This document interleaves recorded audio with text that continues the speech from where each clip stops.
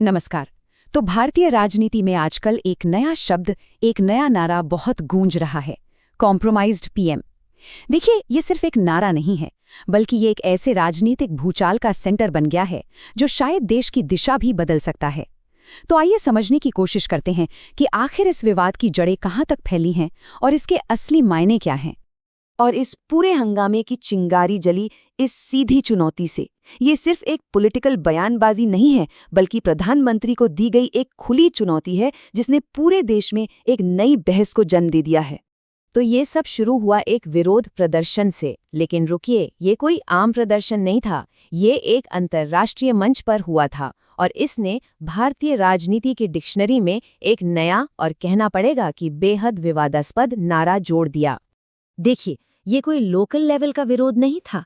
इसकी जो टाइमिंग थी और जो जगह थी, यानी एक ग्लोबल इवेंट के दौरान, ये सब एक सोची समझी स्ट्रैटेजी थी ताकि दुनिया का ध्यान इस ओर खींचा जा सके। और हुआ भी बिल्कुल वैसा ही। इस प्रदर्शन ने तुरंत एक बहुत बड़ा विवाद खड़ा कर दिया।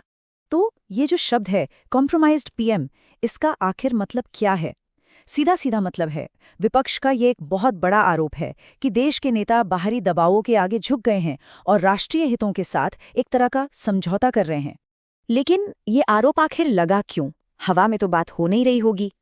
इसके बिल्कुल केंद्र में है भारत और अमेरिका के बीच हुआ एक काफी विवादास्पद व्यापार समझौता।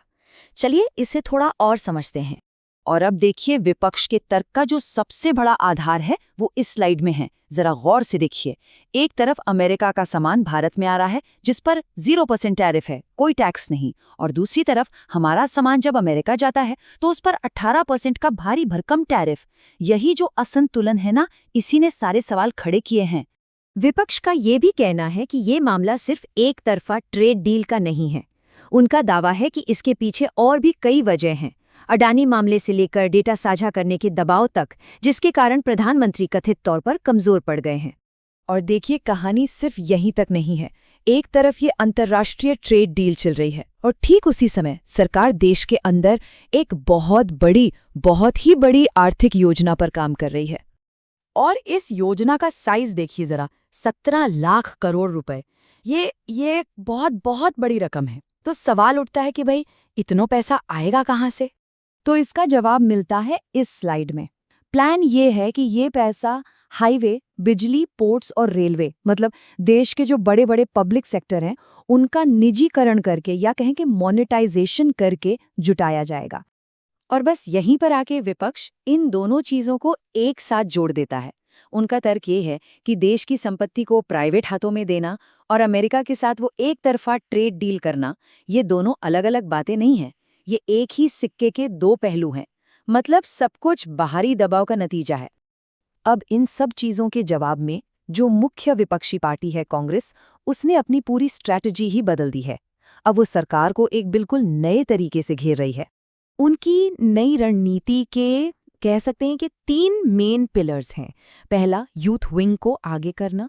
दूसरा, मेनस्ट्रीम मीडिया को एक तरह से बाईपास करके अपना मैसेज सीधे लोगों तक पहुंचाना। और तीसरा, पूरी की पूरी पार्टी को, पूरे विपक्ष को एक ही नारे कॉम्प्रोमाइज्ड पीएम के पीछे लामबंद करना।